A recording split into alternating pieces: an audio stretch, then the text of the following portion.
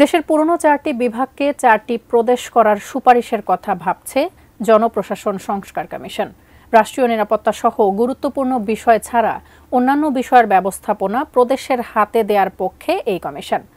এতে কি পরিবর্তন আসবে, কেমনই বা হবে এর রূপরেখা, প্রাদেশিক মর্যাদার জন্য বিবেচনা করা হচ্ছে কোন কোন অঞ্চলকে, বিস্তারিত ইমতিয়াজ আলমের রিপোর্টে। গত বুধবার প্রধান উপদেষ্টা ডক্টর মোহাম্মদ ইউনূসের কাছে সংবিধান, নির্বাচন, পুলিশ ও দুর্নীতি দমন কমিশন সংক্রান্ত সংস্কার কমিশন তাদের প্রতিবেদন জমা দিয়েছে। পূর্ণাঙ্গ প্রতিবেদন জমা না দিলেও ওই অনুষ্ঠানে জনপ্রশাসন সংস্কার কমিশনের প্রধান এবং সদস্যরা উপস্থিত ছিলেন। তারা তাদের সম্ভাব্য কিছু সুপারিশের কথা উপদেষ্টার কাছে তুলে ধরেন। এর মধ্যে 4টি প্রদেশ করার বিষয়টিও রয়েছে বলে সংশ্লিষ্ট সূত্রে জানা গেছে।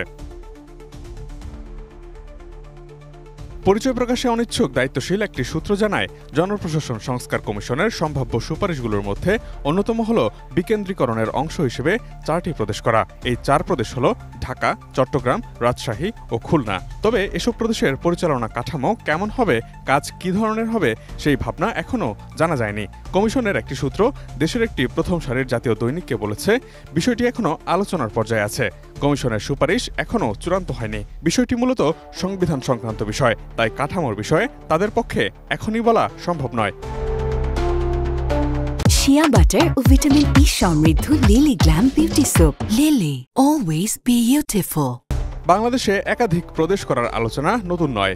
অন্তর্বর্তী সরকারের 1 মাস পূর্তি উপলক্ষে উপদেষ্টা এম সাখাওয়াত হোসেন রাষ্ট্র মেরামতের এখনই সময় শীর্ষক একটি লেখায় 5টি প্রদেশ করার প্রস্তাব করেন। বিকেন্দ্রীকরণের উপর জোর দিয়ে তিনি বলেছিলেন, বাংলাদেশ জনসংখ্যার দিক থেকে বিশ্বে 8ম বৃহত্তম দেশ, জনসংখ্যা প্রায় 17.5 কোটি।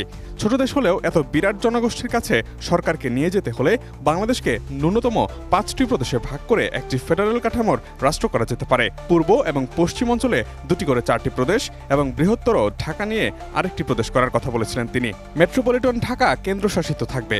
কেন্দ্রের হাতে প্রতিরক্ষা, পররাষ্ট্র, সীমান্ত ও সমুদ্র নিরাপত্তা ব্যবস্থাপনা, যোগাযোগ ও বৈদেশিক সাহায্য সহযোগিতার বিষয়গুলো অন্তর্ভুক্ত থাকবে।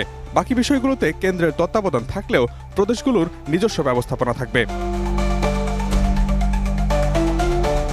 তবে প্রদেশ গঠনের এই চিন্তাকে নানা কারণে বাংলাদেশের জন্য সঠিক বলে মনে করেন না স্থানীয় প্রশাসন বিশেষজ্ঞ অধ্যাপক তোফায়েল আহমেদ। তোফায়েল আহমেদ এখন স্থানীয় সরকার সংস্কার কমিশনের প্রধান হিসেবে রয়েছেন।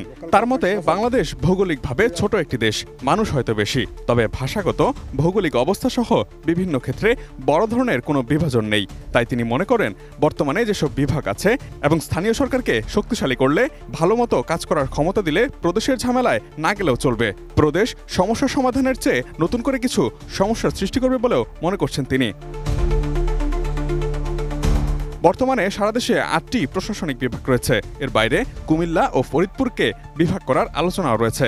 এর আগে জনপ্রশাসন সংস্কার কমিশনও তাদের সম্ভাব্য সুপারিশে কুমিল্লা ও ফরিদপুরকে বিভাগ করার কথা বলেছে।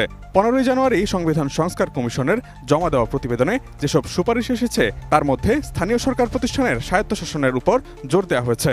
এছাড়া সংবিধান সংস্কার কমিশন উচ্চ আদালতের বিকেন্দ্রীকরণ করে দেশের সব বিভাগে হাইকোর্ট বিভাগের সমমর্যাদা সম্পন্ন হাইকোর্টের স্থায়ী আসন চালুর ব্যাপারেও সুপারিশ করেছে।